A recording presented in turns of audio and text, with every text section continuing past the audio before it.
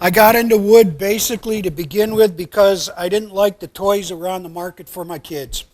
My little fellows were real young, and the trucks that they were putting out and the cars that they were putting out were junk. So I started working with wood and making things and turning things. Probably 25 years ago I started turning pens. I've probably turned in the neighborhood of 1,000 pens. All different kinds, all different sizes. And I taught myself everything wrong that you can teach yourself wrong with turning, I did. Okay? I was totally unsafe, had no idea what I was doing, had no idea how to sharpen tools, or actually what tools to be using. Okay. But I stumbled through and was able to make some stuff. And then I moved to Texas, which is a good thing. Texas is a good place to be. And I got interested in some wood clubs and turning clubs.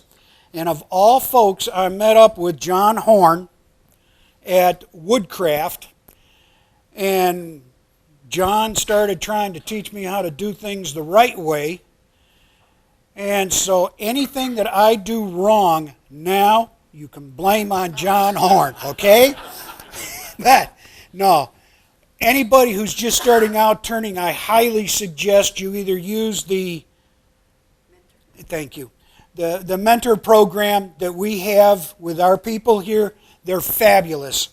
And they don't mind helping you at all. They really enjoy it, at least it seems that way. Or go to any one of these places, Woodcraft, Wood World, that have classes on turning. And you'll learn a whole lot when you do that, okay? And the main thing you're going to learn is how to do it safely so you don't hurt yourself. Tonight, I don't have my smock with me, so sorry about that. I'm not going to be turning with a jacket on because I'm already soaking wet. And if I put that jacket on, the floor will be soaking wet. Okay? Second thing, any questions anybody has as I'm going through, you raise your hand, yell out, jump up and down, whatever. Just ask.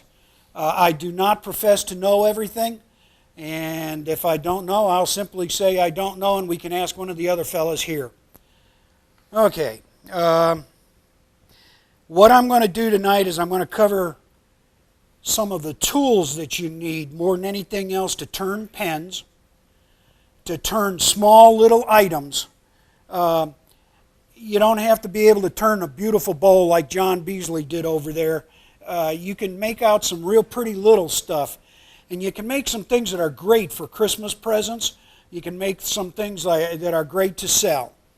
Some of my pens that I made have sold over in Singapore for $275 a pop. And, you know, I got 25 bucks for the pen. So I have a blast doing it and have a lot of fun making pens. Okay, so we're going to start out with tools.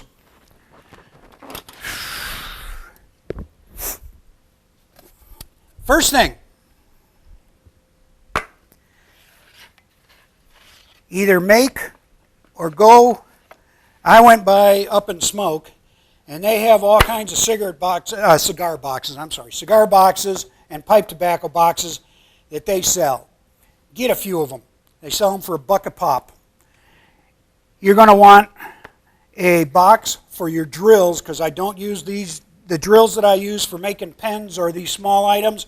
That's all I use them for. I don't drill anything else with them. I keep them all separate, and they're all in the container that they came in, usually.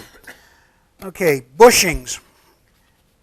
Any pen kit that you're going to make, you're going to have to buy a set of bushings.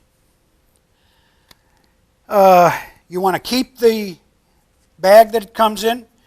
If they come with a cardboard card in it that says what it is and what pen they're used for, make sure you keep that.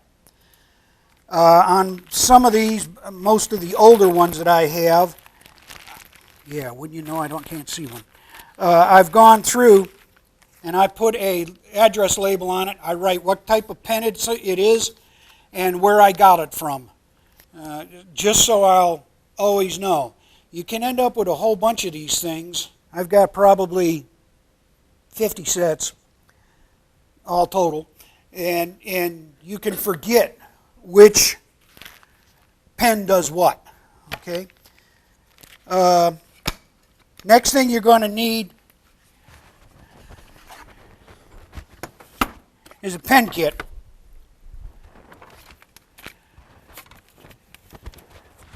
Or whatever you're going to make.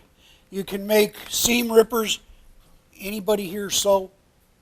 Good. Glad there's one of theirs at least who sews. You can make seam rippers, a large and small seam ripper, two position seam ripper, or a one position. They have them both. Do you know what a nit picker is? Okay, I take the small nit picker apart and put a nit picker in its place so that you have a large seam ripper and a nit picker in the same unit. This isn't done that way. This is both seam rippers. You're going to get a kit, and that kit is going to tell you what kind of pen you're going to make. It also will tell you what kind of bushings you got to have, and it'll tell you the drill size that you're going to have. It should have the instructions. Okay, I just bought a couple of pen kits 2 days ago from Woodworld. No instructions. All of their instructions are online now. Obviously, you get to spend the money to print it out, and they don't have to spend that money. But when you get them, keep them. Okay? Put them in a box, put them in a little filing cabinet, but keep them.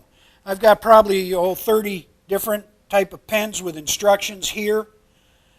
And I go through and I write on the instructions, because I can't remember things, where the front of the pen is, where the back of the pen is, and because you can get yourself messed up.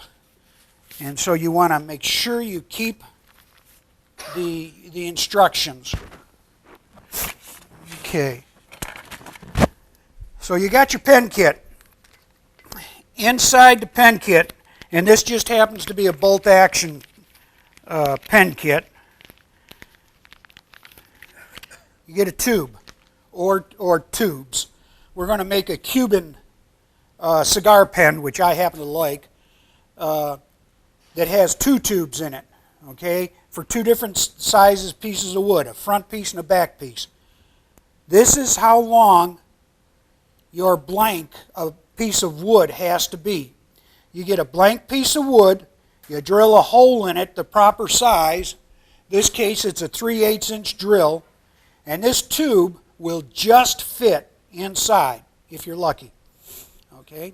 You make up some glue and you glue the bloody thing inside. I cut my pieces of wood about between a 1/16 and an 1/8 of an inch longer than the tube, so that I can square the end up. I don't go in for buying all of the fancy tools that they have to make pens with. I have developed my own system. There are 2,258 ways to make pens so far. Now I'm going to show you 2,259. And before we get done tonight, there's going to be 60 and 61. Okay, somebody else will ask questions. You don't have to do it the way I do it. You don't have to do it the way any of these other folks have done it. You just have to do it a way that you are comfortable with doing it. Okay? If you lose the tube, you can go to the store and you can buy replacement tubes. They come in pack of either 5 or 10s, I think. And you can purchase just the tube. You don't have to buy a different kit, but you can get the tubes. Yeah, I know. So, again, it's got it right on the front. Make sure you keep your bushing bag that the bushing comes in, and label it if it's not labeled, well enough. Okay, where am I? Okay, we covered mandrels. Basically, two types of mandrels. When I started out, I made my own. This is a nice one that is purchased from the store. It has a number 2 mortise on the end of it, and it fits between centers. It won't be on the chuck. It'll be this way actually, and it has a nice end where you can put it on your live center. Okay. There are 2 different types basically. This is a number 2, and I believe this is a number 1. I never have used this on anything. I just happened to run across it, so I bought it. All of the pens that I make, literally I've made on this number 2 mandrel. You can get them at a Woodcraft, Woodworld, Rockler. They all have them, and it's essential as far as I'm concerned. Like I say, when I made my first one, I had a steel rod, and I put it into a drill chuck and threaded the end of it so I could put a bolt on the end of it, and I made my own. I like these much better. Okay. How do you square off your pin? I'll tell you in a bit. Okay. Next thing you're going to want to get is make sure you got one of these little puppies for your lathe.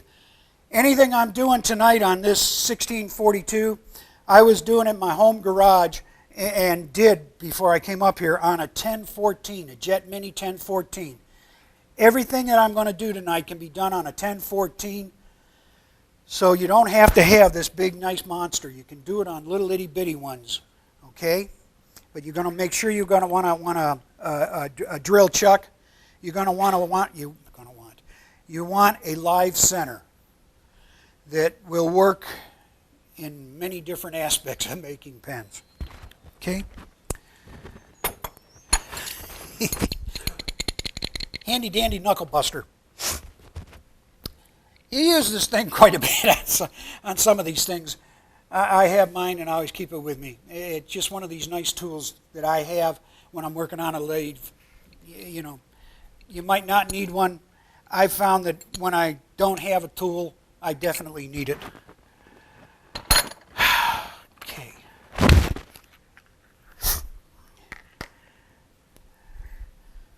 The crummy cheapo caliper.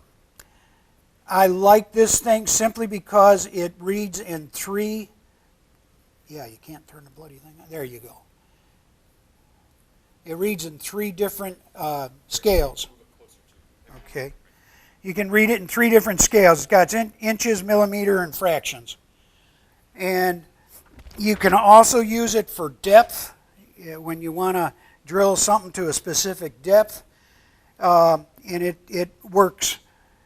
When you get your bushings, I have a hard time telling the difference between 12 millimeters and 11.6 millimeters. I can't see very well anymore, so this little thing is worth its weight in gold at times. Okay.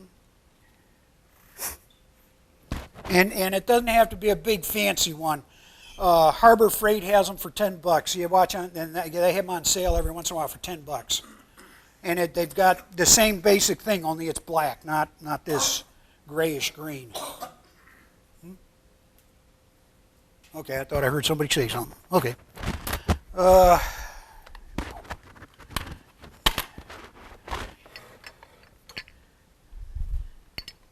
This is one of those tools that I didn't have, and I didn't think I'd ever need it. It's the way you assemble your pens, your pen kits. You put the kit into your blanks, and you have adjustments on it and all that kinds of stuff. When you do it enough, you're going to get a little hole on the end where you put your point of your pen all the time. It works great. I didn't think I'd ever want one. Once I've got it, it's invaluable. It makes it real easy to put your pen kits together. I was doing it with a wood lathe,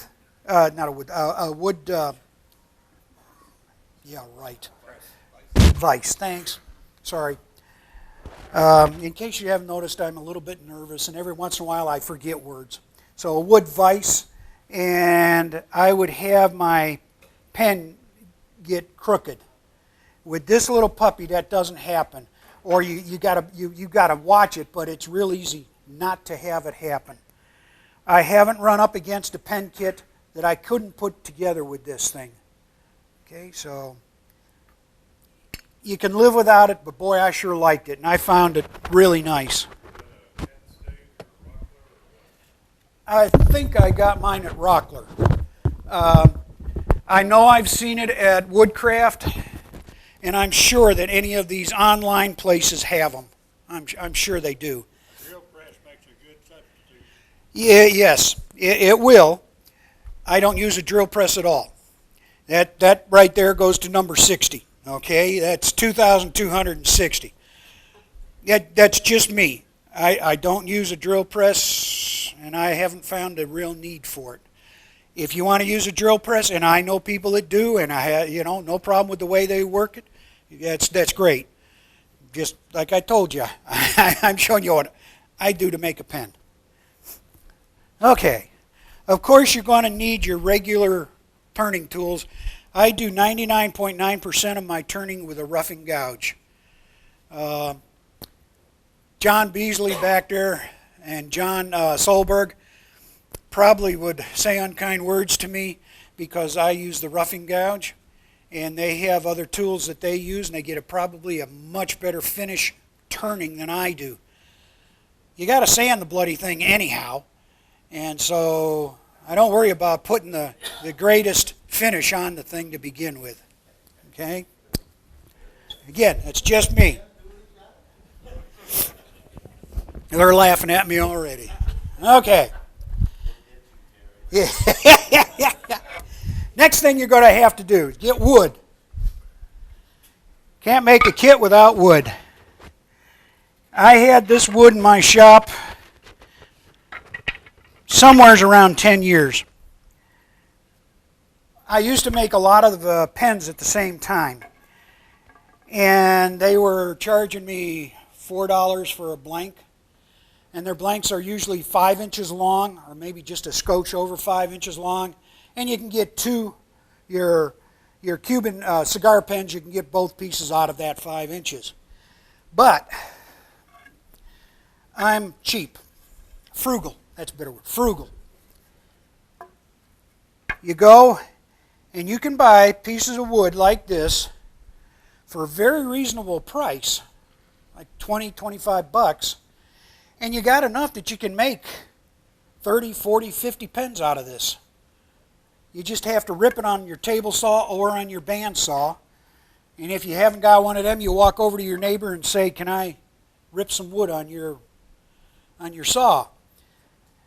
99% of these things are 3/4 of an inch thick. I like to turn 3/4 by 3/4. To me, it makes it easier. I have turned down to 7/16 by 7/16, a block 7/16 by 7/16, and I didn't like it at all. I like the bigger thicknesses of wood. This just happened to be Purple Heart, which I made this little puppy out of. This is Bocata. Now, I bought this, and I've made some pens from this. I cut 2 pieces off it already, and for 10 bucks. And Bocata's not cheap, so you can get some really nice wood for somewhat expensive, and you can make a bunch of pens out of this when you buy wood in good sizes.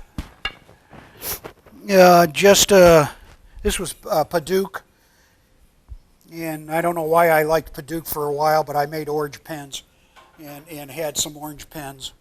And this was a piece, This was a piece of Purple Heart that was in my shop on a wall, and it was there. This was one that was there for probably 10 years. It is all crooked, turned cattywampus. I mean, you ain't got a straight piece on this thing. I cut it on a bandsaw and on my regular saw, and I got plenty of plenty of wood here that I can make numerous pen kits out of. So you don't have to buy just the little pen blanks for wood when you're making these things. You can buy acrylics. Acrylics are real pretty, real nice. I'm real partial to this. I love the blue. Oh, yeah. I'm sorry. I told you I was going to be here and then I'm not. These are ready to be turned. Here, Peter. You want to just... They've been drilled and glued. They're acrylic. What you will, you treat it just like you do wood. You turn them down. You cut them to the proper length. Drill them. And I'll demonstrate how we're going to drill them. And as to what you were asking about squaring the ends up, you notice that the ends of those pieces are shiny. I've got my little sand.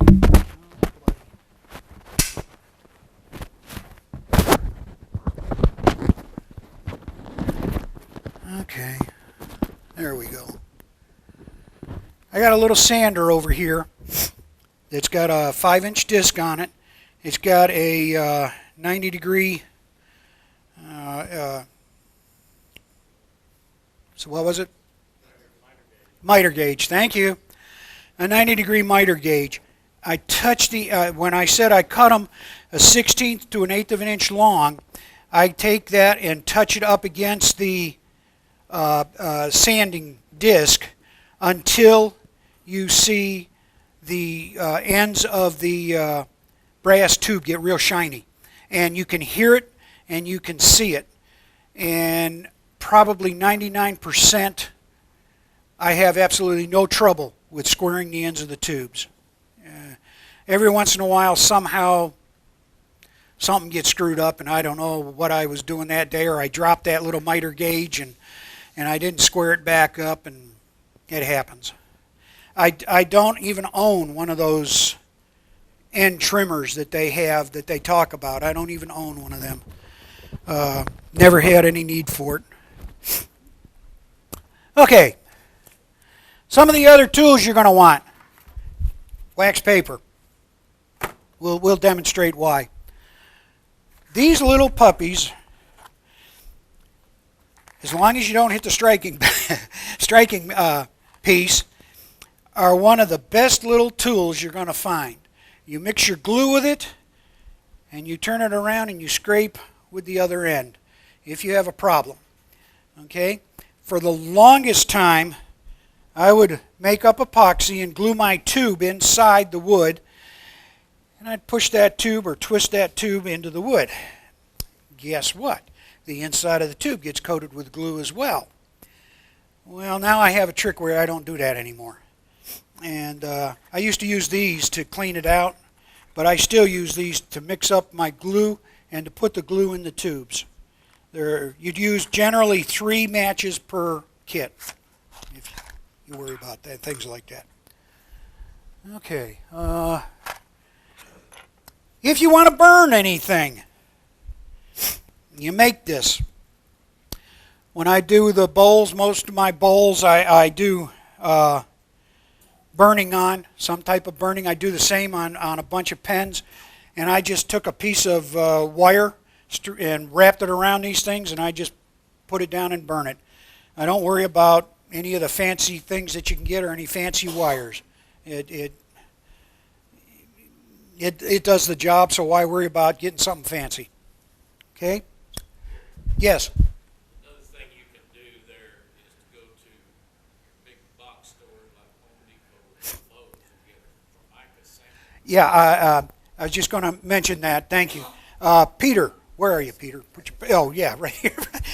Peter showed me that before at his place, and yeah, you're absolutely right.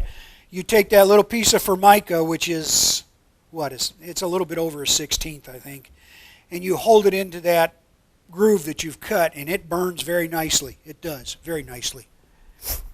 Okay.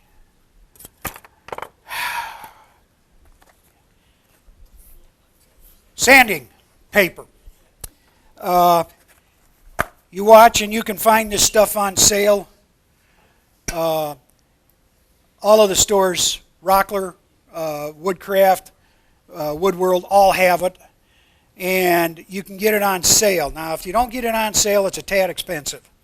They seem to like this stuff. So I always wait, and they put it on sale at least twice a year. You buy yourselves a couple of these things.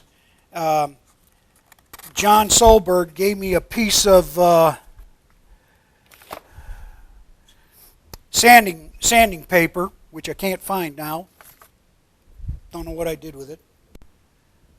That is beautiful sanding paper. It as long as you don't push on it. What's it called, John? Abernet. Okay. Looks like a screen. Yeah, it looks just like a screen. When you're done sanding it, you take your finger and you flick at it, and any of the wood that's stuck inside comes out. Really good stuff. I like that. And I haven't gotten any of it yet, other than that one piece John gave me. Okay. It's just another piece of wood. This is a normal blank, except the wood isn't normal. But this is I'm sorry, I keep messing you up, moving around the wrong place. This is about the size of a blank that you're going to get, a little bit over 5 inches, and this is 3/4 by 3/4, which is what I really like. And you cut this up on your saw. What I do when I cut, I find the two sides that are the closest to being perpendicular that you can get, and I'll put them against my sled. I have a sled, and I square up the end, first end, and then, of course, any cuts I make after that are square. That also helps you square up your pieces of wood. Okay. Quad-aught steel wool. John Solberg showed me a trick that I had, for some reason, never seen before. Got done turning, he did a little sanding, and then he took this thing and just held it under the wood, and boy, it burnished it really nice and made it real pretty, and actually made it really smooth. I started doing that just this week with some of my pens, and it works. It makes a difference. Don't know why I didn't know it. Don't know why I'd never done it before, but it works. Okay. Let's see. You can make numerous types of kits. Now we're going to talk about pens here in a minute, but you can make keychains. You can make these seam rippers. John Horn has a really cute little item that you can make to help hold up your cell phone with a stylus on the end of it, which I hadn't seen before, but that I am going to look at.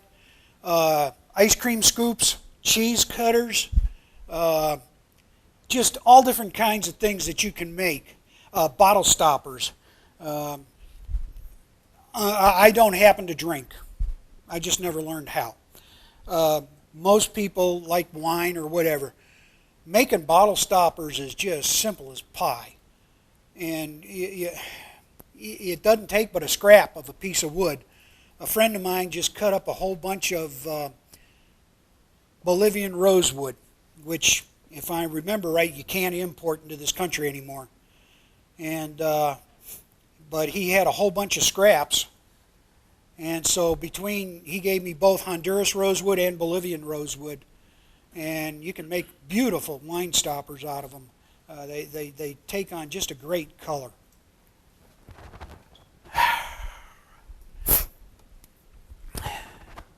Well, I got a dish and a bowl and a potato. This is a regular potato. I have never tried sweet potatoes.